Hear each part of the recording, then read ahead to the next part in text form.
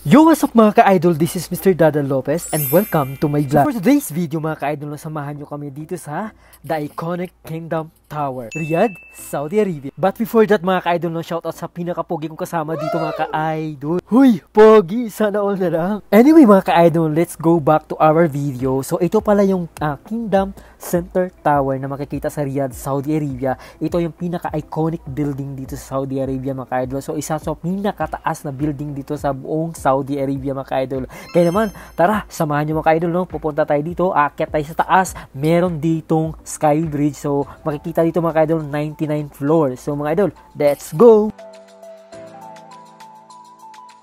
So yun mga ka-idol, no, sa mga nagtatanong, sa mga kababayan nating OFW dito sa Saudi Arabia, so maraming haka-haka or nagtatanong kung magkaano ba yung ticket, your entrance dito sa pag-akyat sa Skybridge Kingdom Tower mga ka-idol. So ang price nito mga ka-idol, no, 69 riyal lang po siya mga ka-idol. So meron kasing iba nagsasabi na 100 riyal daw. So fake news po yan mga ka-idol. So ang totoo po mga ka-idol, no, 69 riyal lang po yan mga ka-idol. So idol, tara, let's go! So yun mga ka-idol, no, so since first time ko dito mga ka-idol, no, so sobrang kaba ko dito mga ka-idol kasi sobrang bilis ng kanilang elevator. So imagine mga ka-idol, no, 99 floor mga ka-idol. So ito pa yung bubungan sa iyo mga ka-idol, no. Sobrang ganda. Welcome to Kingdom Tower. So nandito tayo ngayon sa may Sky Bridge, which is dito sa may Kingdom Tower, Saudi Arabia mga ka-idol. So tara, samahan niyo ako dito. Yung mga ka-idol, no, dito sa may Sky Bridge Kingdom Tower para is yung entrance fee dito is 69 riyal. So ganoon siya kamura lang yung pag-akyat dito mga ka-idol. And then ma-enjoy natin dito sa taas. So hindi na po yung pag-enjoy nito kung ano or ilang minutes o ilang oras yung pag-stay dito. Wala po siyang bawal. Pwede mag-stay dito mga ka-idol. So napakaganda dito. So tara! By the way mga ka-idol, no, marami din dito mga kababayan nating Pilipino nagtatrabaho dito mga ka-idol sa Kingdom Tower mga ka-idol. For example mga ka-idol, no, dito sa kanilang elevator yung nagbabantay dito, which is Pilipino din mga ka-idol, no. So hindi rin bago sa atin mga ka-idol na meron kang makakilala dito or else hindi ka mahirapan makipag-communication dito mga ka-idol.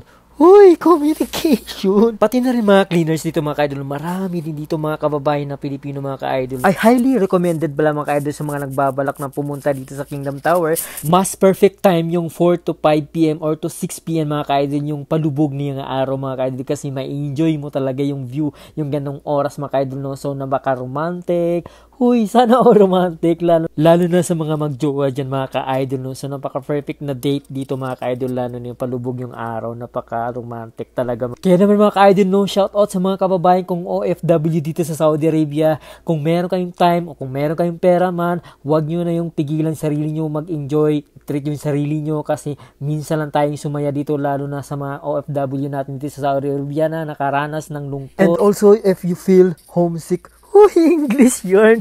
So yun mga ka-idol, no, kung na-homesick kayo sa pamilya nyo, so pwede kayong i-treat yung sarili nyo mga ka-idol. So huwag nyo nang pigilan pa yung sarili nyo mga ka-idol, no, kasi minsan lang tayo nabubuhay dito sa ibabang mundo. Ibabang mundo. So mga ka-idol, tara, let's go!